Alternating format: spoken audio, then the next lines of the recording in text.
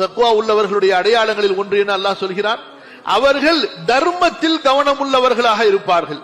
தக்வாவுடைய உயர்ந்த அடையாளமாக அல்லாஹ் சொல்கிறான், அவர் கருமித்தனம் இல்லாமல் கஞ்சத்தனம் இல்லாமல் அல்லாஹுவின் பாதையில் மார்க்கத்துக்காக செலவு செய்வார், ஏழைகளுக்காக செலவு செய்வார், உறவுகளுக்கு கொடுப்பார், நன்மையான காரியங்களில் தன்னால் முடிந்த அளவு செய்து கொண்டே இருப்பார். இங்கே கேள்வி என்ன? வசதி இருக்க வேண்டுமே, செல்வம் இருக்க வேண்டுமே? இல்லை சகோதரர்களே, அல்லாஹு தஆலா இந்த இடத்தில் இதைத்தான் நமக்கு வலியுறுத்துகிறான். அவர்கள் நெருக்கடியில் இருந்தாலும் தர்மம் செய்வார்கள், வசதி இல்லாமல் இருந்தாலும் தர்மம் செய்வார்கள், தங்களுடைய வறுமையிலும் செலவு தர்மம் செய்வார்கள், தங்களுடைய செல்வ நிலையிலும் தர்மம் செய்வார்கள்.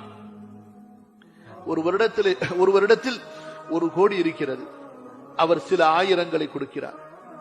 ஒரு வருடத்திலே வெறும் 100 ரூபாய் இருக்கிறது, வெறும் 50 ரூபாய் இருக்கிறது, அவர் 1 ரூபாயை மட்டும் தர்மம் செய்கிறார், அல்லது ஒரு 5 ரூபாயை தர்மம் செய்கிறார்.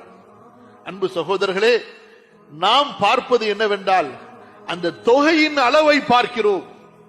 அல்லாஹ் சுப்ஹானஹு வ தஆலா பார்ப்பது எதுவென்றால் கொடுக்கின்ற மனிதனுடைய தக்வாவை பார்க்கிறான், அவனுடைய இஹ்லாஸை அல்லாஹ் பார்க்கிறான், அவன் எந்த எண்ணத்தில் கொடுக்கிறான் என்பதை பார்க்கிறான்.